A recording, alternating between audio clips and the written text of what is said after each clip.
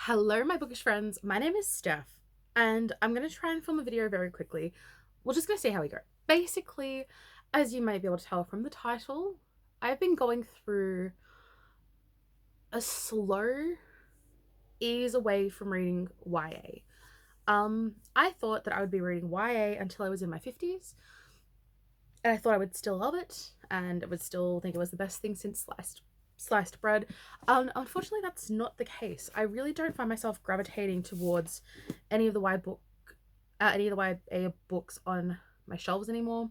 I've unhauled quite a few of them recently, and I made it my mission this week to read only YA. If I like a book, fine, I'll keep it. If I don't like it, or I'm never going to pick it up again, and I have, no real connection to it, it is going. So this is a bit of a wrap up, bit of an unhaul. Let's just quickly get into it. So I'm going to go through the 4 books I read that I enjoyed and that I will be keeping. First, I have got Only on the Weekends by Dean Adder.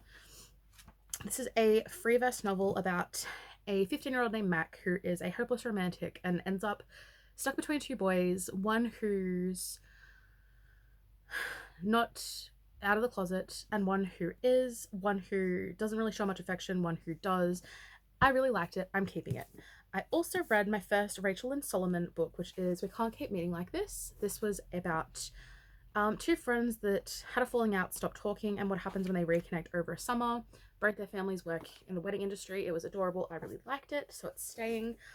The Do-Over by Lynn Painter. I knew I was going to love. I love Lynn Painter. This follows Emily and what's his name? Nick.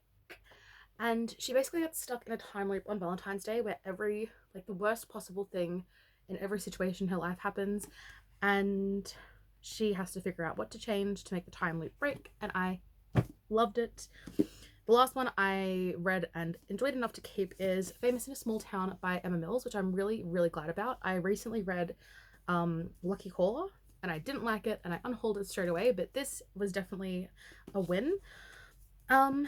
It's just like good small town summer vibes, group of friends, new guy in town. It was like quintessential Emma Mills, and I really loved it. So that is also staying. The 2 books I completed and will not be keeping, I think are going to shock some people in the YA scene. The first one is Under Rose-Tainted Skies by Louise Cornell. This book follows our main character, Nora, who has severe OCD. She's agoraphobic, doesn't leave her house, has frequent panic attacks, overthinks everything, and what happens when a new guy moves in across the street. And it kind of felt like it was trying to be Everything by Nicola Yoon, but I didn't enjoy it. Main character just annoyed me.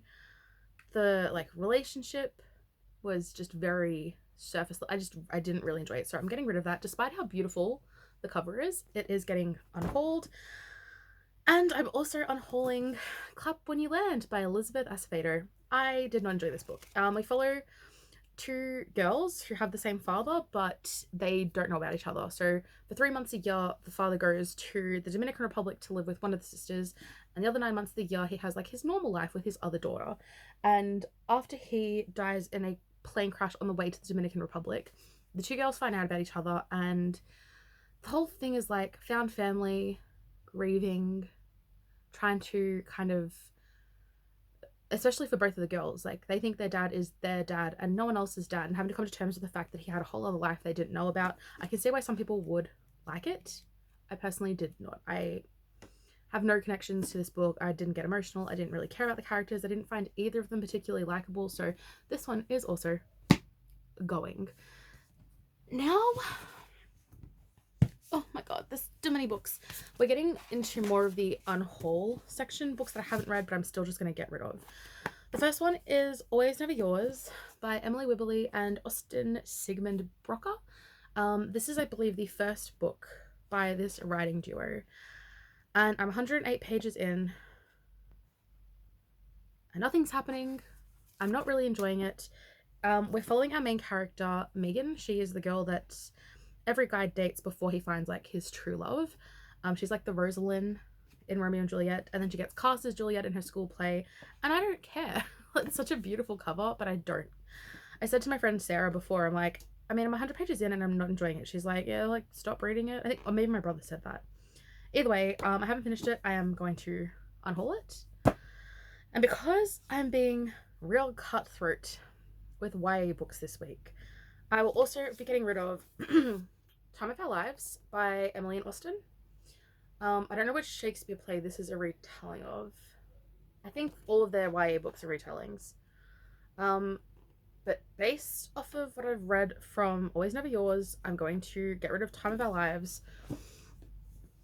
I'm also going to be getting rid of If I'm Being Honest, which is a hardcover, which kind of destroys my soul a tiny bit. But yes, this one is also going to go. I'm not in the mood to force myself to finish books just for the sake of finishing books. I've never DNF'd a book before this year. I've DNF'd 5 books now, which is a personal record for me because we're only at May and I've already DNF'd 5 books. I'm just trying, like I said, this year I need to start being more realistic about what's on my shelves, what I'm actually going to read, what I'm actually going to gravitate towards, and what's been sitting there and is never going to get picked up. So all of those Emily and Austen books are going. I do have their 2 adult romances on my shelves. I don't know how we're going to go with those, but I'm going to hold on to them for now because they're relatively new. But in the spirit of just getting rid of some books, I'm getting rid of a duology.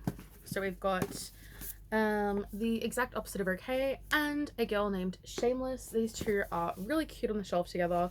I really like the covers. I think they're really pretty. But I think this was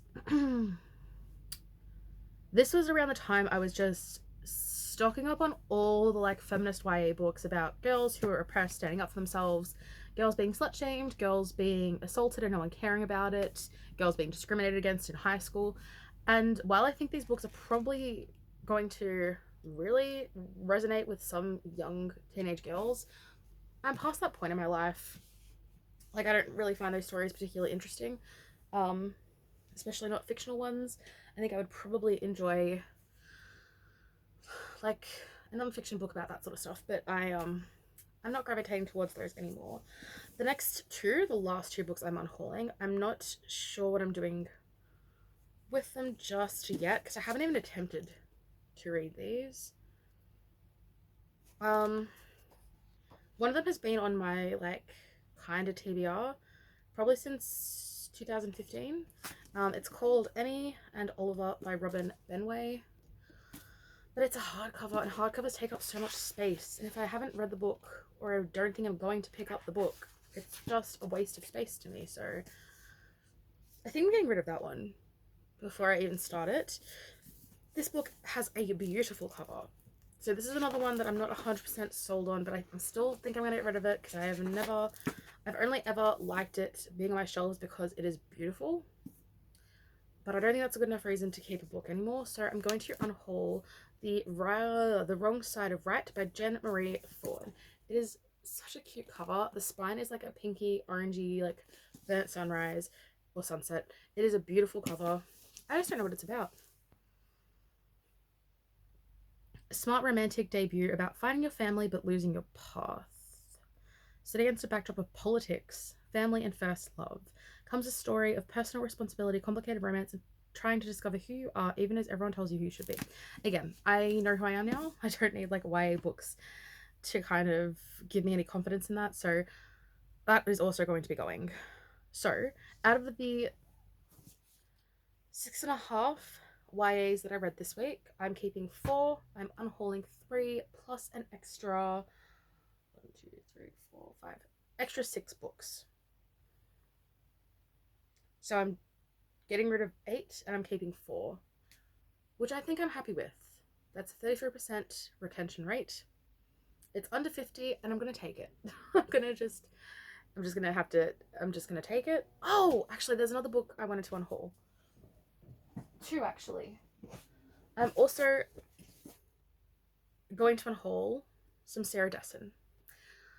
I have got 2 favorite Sarah Dessen books. I absolutely love Dreamland and I really, really love Saint Anything. Those 2 books like solidified my love of Sarah Dessen as an author. However, I've also read books of hers that I don't really enjoy. And for some reason, these 2 that I haven't read yet, I think they're going to fall into the latter category. So I'm also going to be unhauling at my brother's insistence. The rest of the story and the moon and more. So these two are going to get unhauled as well. I think that's the right decision for myself. I'm going to let myself. I'm keeping my Jen Bennett books. There's five. I've only ever read one Jen Bennett book, and I own 5 that I haven't read. But the one that I did read, I really, really loved. So I'm going to keep my Jen Bennett books for now. I'm just scanning my shelf to see if there's any other YA that I think. Like, I've got Birthday by Meredith Russo, which I know Meredith Russo has had a lot of controversy, but I think I still want to give Birthday a shot. Windfall by Jennifer E. Smith, I'm probably going to get rid of, but I'm just not ready to let go. And